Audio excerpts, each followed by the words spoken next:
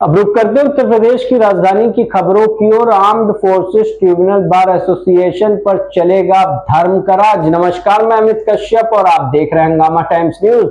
नवनियुक्त महासचिव धर्मराज सिंह के पदभार संभालते ही अधिवक्ताओं में खुशी की लहर है। आपको बता दें कि उत्तर प्रदेश की राजधानी कैंट रोड स्थित armed forces tribunal bar association में अधिवक्ता नवनियुक्त महासचिव धर्मराज सिंह ने चाय पर चर्चा की। चाय पर चर्चा का मुख्य उद्देश्य था बार एसोसिएशन में बेहाल लाइब्रेरी और वहीं उसके ऊपर कितने फंड, कितनी किताबें खरीदी गई हैं, इसको लेकर आगे की स्थिति का जायजा लिया। बार एसोसिएशन के अकाउंट के विषय में पूर्व कोषाध्यक्ष अधिवक्ता विशाल भटनागर के द्वारा पूछताछ की गई। वहीं वर्तमान में कोषाध्यक्ष से पूछा गया कि आय और व्यय का ब्यौरा देने के लिए। वहीं आपको हम बताते चले, बैठक में सर्वसम्मति से निर्णय लिया गया कि अधिवक्ता धर्मराज सिंह नवनियुक्त महासचिव इस विषय में दोनों पक्ष की बात को समझकर एक दूसरे को जिम्मेदारियां हस्तांतरित करेंगे और वहीं पर बार की समस्त समस्याओं का निराकरण भी सत्यनिष्ठा और कर्मनिष्ठा के साथ में करेंगे। चाय पर चर्चा के दौरान पूर्व अध्यक्ष अधिवक्ता चेत नारायण सिंह एवं आदि अधिवक्ता मौजूद रहे। आइए डालते एक रिपोर्ट पर नजर उत्तर प्रदेश की राजधानी की इस खबर।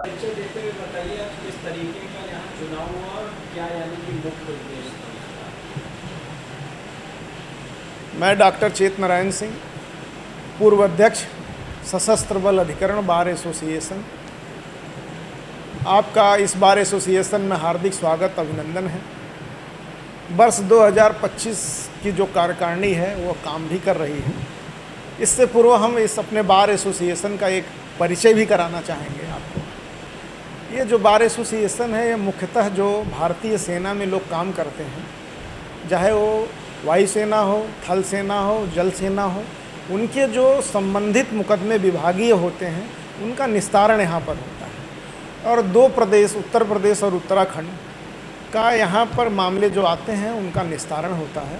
तो इस तरह से इस बार एसोसिएशन का जो कार्य क्षेत्र है उत्तर प्रदेश और उत्तराखंड, दो ऐसे प्रदेशों में है। और जो हमारा सशस्त्र बल अधिकरण की जो पीठ है, इसका भी जो कार्य क्षेत्र है, जुरिडिक्शन है, वो दो प्रदेशों में है। सबसे बड़ी बात यह है कि कहते हैं कि अगर इस देश की अस्मिता, अखंडता और एकता बनी रहेगी तो जो यहाँ की भारतीय न्याय प्रणाली है, भारतीय व्यवस्थाएं हैं, भारतीय सांस्कृतिक मूल्य है, भारतीय सामाजिक मूल्य है, भारतीय न्यायिक मूल्य है, यह दुनिया के अंदर जो आज स्थापित है, इसके लिए जो काम करती है, रक्षा का काम, सुरक्षा का काम, ऐसी तीनों सेनाओं पर जहाँ न्याय का परिशीलन होता है, यह वह परिसर है। और यहाँ पर जो दोनों तरफ हमारे अधिवक्ता बैठे हुए हैं, इस क्षेत्र में न्याय अपने जो भी जवान हैं, जो सैनिक हैं, काम करते हैं, उनके जो भी अधिकार हैं, जो कहीं न कहीं उनके जो न्यायिक अधिकार, विधिक अधिकार जो व्यवस्थित नहीं उनको मिल पाते हैं, वो न्यायालयों के माध्यम से दिलवाते हैं। और यहाँ पर सबसे बड़ी बात है कि आपको एक बार मैंने पूर्व में भी यह चर्चा की थी कि भारतीय न्याय की देवी आज पूरे भारत में एक मान्यता मिल गई है कि नहीं, न्याय की देवी का आंख बंद नहीं होना चाहिए, क्योंकि बिना खुली आंखों के न्याय का परिशीलन संभव ही नहीं है।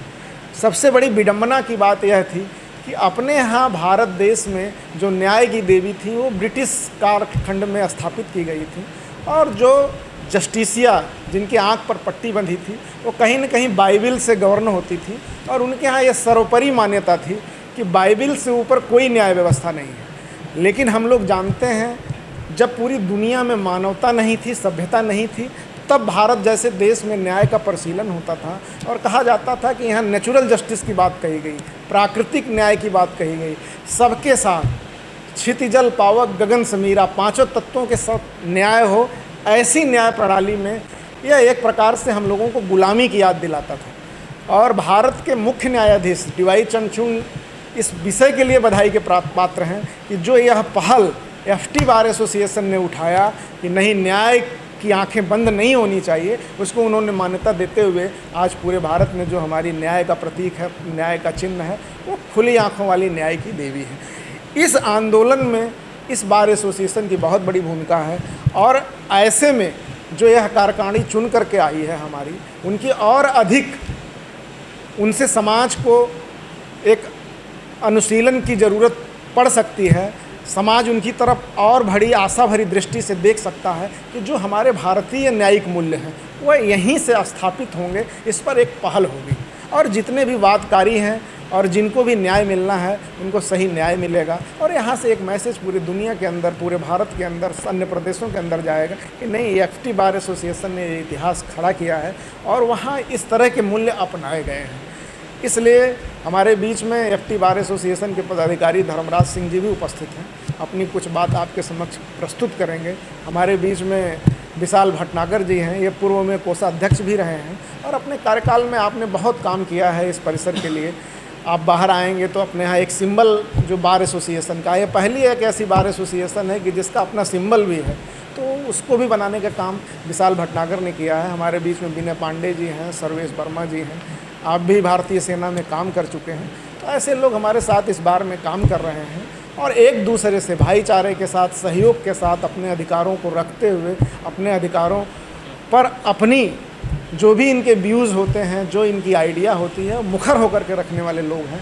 तो ऐसे लोग हमारे बीच में हैं। आप लोगों का भी स्वागत है। इस संबंध में आप बताइए। बहुत बहुत बधाई है। और एफटी बार एसोसिएशन की तरफ से आपको धन्यवाद। और मैं पूर्व अध्यक्ष जी की बात से सहमत हूँ। पूर्व अध्यक्ष जी ने आपको इस बार की पूरी स्टोरी बताई कि ये बार कहाँ से चली और कहाँ तक है। आज मैं इस बार का पदाधिकारी होने के नाते आज यहाँ पे एक चाय पार्टी रखी गई थी, टी पार्टी, जिसमें सभी लोगों को बुलाया गया था, सभी के मत लिए गए, क्योंकि कुछ अराजक तत्वों द्वारा बार में कहीं न कहीं त्रुटियां हो रही, जिससे कि बार सही तरीके से रेज नहीं हो पा रही है।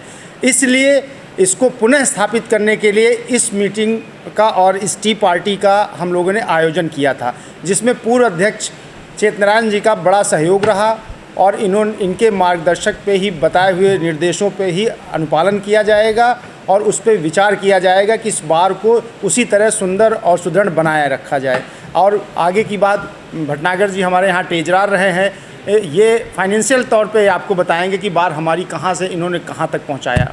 फर्स्ट ऑफ ऑल तो मैं आपका थैंक यू कहूँगा कि आपने अपना समय दिया, अपने प्लेटफॉर्म पे हम लोग को अपनी बात कहने का मौका दिया, उसके लिए बहुत बहुत धन्यवाद।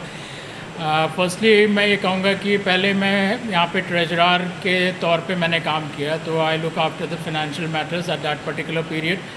अभी हमारे अध्यक्ष थे डॉक्टर चेतनारायण सिंह हमारे कार्यकाल में, तो उनके सबॉर्डिनेशन में मैंने काम किया। और जहाँ तक फाइनेंशियल मैटर है, तो अब मैं पदाधिकारी तो नहीं हूँ, लेकिन मैं फाइनेंस रिलेटेड जो भी अब मैटर्स देखते हैं उनको मैं असिस्ट करूँगा, यही मेरा ड्यूटी है। बस इसके साथ मैं अपनी बात को विराम देता हूँ। Thank you.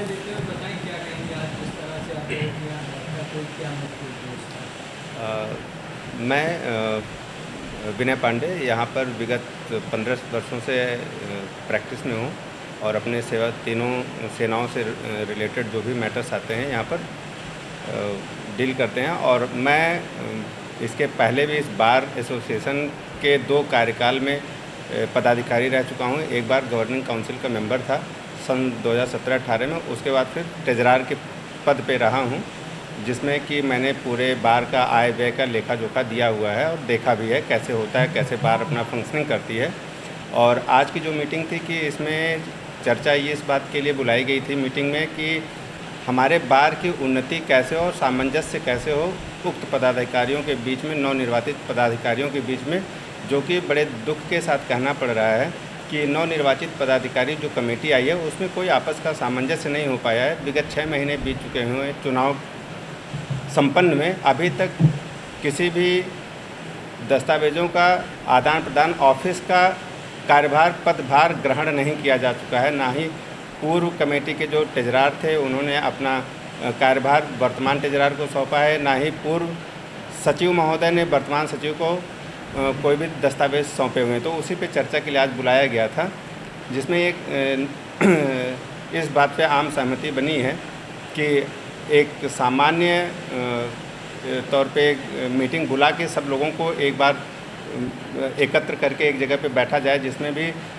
बार के पूर्व अध्यक्ष और पदाधिकारी जो भी महामंत्री रहे हैं सबको उनके विचार आमंत्रित किए जाए और कैसे सामंजस्य बने, जिससे बार एक सही दिशा में, सही डायरेक्शन में काम करे और बार की गतिविधियों को, बार की ऊंचाइयों को कैसे ही दोबारा से प्राप्त किया जा सके। जैसे कि जो पूर्व में हमारे पूर्व अध्यक्ष डॉक्टर श्री चेतनारायण सिंह के द्वारा स्थापित किया गया था। उन उच्च मानदंडों को दोबारा से कैसे प्राप्त किया जाए, इसी विषय पे चर्चा हुई थी और इसी के साथ मैं अपनी वाणी समाप्त करूँगा।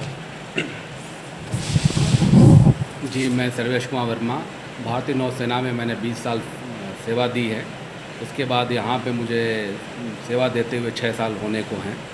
मेरा मानना है कि संगठन व्यक्तियों से मिलकर बनता है, लेकिन व्यक्ति किसी संगठन से बड़ा नहीं हो सकता है। जहाँ बात अगर संगठन एक रूप में आती है तो उसका जो क्रियान्वयन होना चाहिए, जो उसका उद्देश्य है, उसका उद्देश्य किसी भी स्वार्थ एक स्वयं निहित उद्देश्य से बड़ा होता है। तो यहाँ पे जो भी पदाधिकारी हैं, बीच में जो अभी हमारे जितने भी पदाधिकारियों ने इस पर प्रकाश डाला है, यही अव्यवस्थाएँ चल रही हैं। उसी अव्यवस्थाओं को दूर करने के लिए सब मीटिंग हो रही है और मैं काफ़ी प्रसन्नचित्त हूँ कि उसमें हम सकारात्मक कदम बढ़ा रहे हैं और आने वाले दिनों में जो ऊँचे मापदंड हमारे पहले के जो यहाँ पे प्रैक्टिशनर हैं जिन्होंने सेट किया हुआ है या हुआ है, उससे भी आगे हम लेके जाएं ऊंचाइयों पे, क्योंकि जब तक संगठन अच्छी तरह से कार्य नहीं करेगा तो कहीं भी उसका उद्देश्य पूर्ण नहीं हो सकता है। इन्हीं सब के साथ में आप सभी पदाधिकारियों का और भूतपूर्व अध्यक्ष जी का और भूतपूर्व कोषाध्यक्ष और भटनागर साहब का धन्यवाद दूंगा।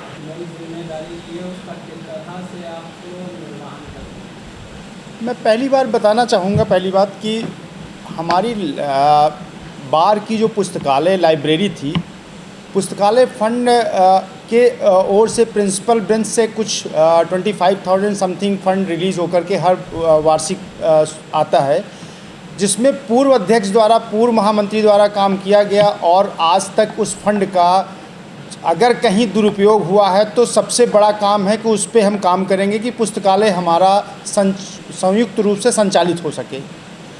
दूसरी बात है, बार की व्यवस्थाओं बाधित हैं, उनको सुचारू रूप से संचालित करेंगे और जो विषम परिस्थितियों में तमाम चीज़ें बिगड़ चुकी हैं उनको सुचारू रूप से पुनः संचालित, पुनः स्थापित करने की कोशिश करेंगे।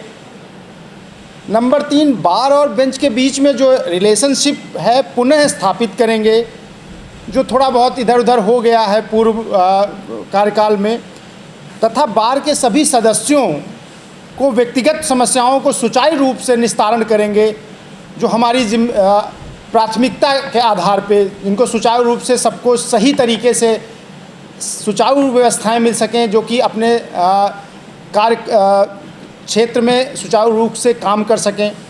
नंबर 4, जिन लोगों के पास बार की कोई भी सामान एवं सामग्री है, उनसे मेरी विनती है, निवेदन है कि 1 सप्ताह के अंदर बार में वापस कर दें, नहीं तो उनके प्रति कठोर कार्रवाई की जाएगी और जिस पे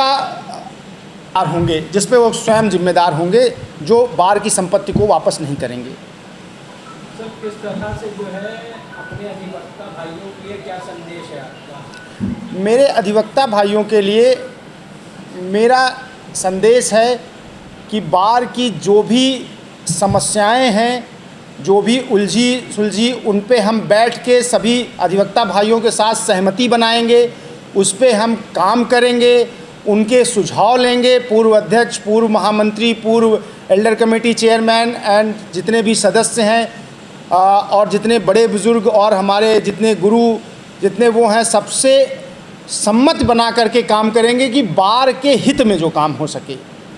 इसलिए मैं बार के अहित के लिए नहीं बैठा हूँ, बार के हित के लिए, और काम पड़ने पर मैं दिन रात मेहनत करके इस बार को पुनः स्थापित करूँगा, जो पूर्व अध्यक्ष एवं महामंत्रियों द्वारा किया गया कि बार को सुंदरीकरण हो या कुछ एनी वर्क, मतलब कोई भी काम हो, उसको पुनः स्थापित करने की कोशिश करूँगा कि बार सुचारू रूप से फिर चल सके।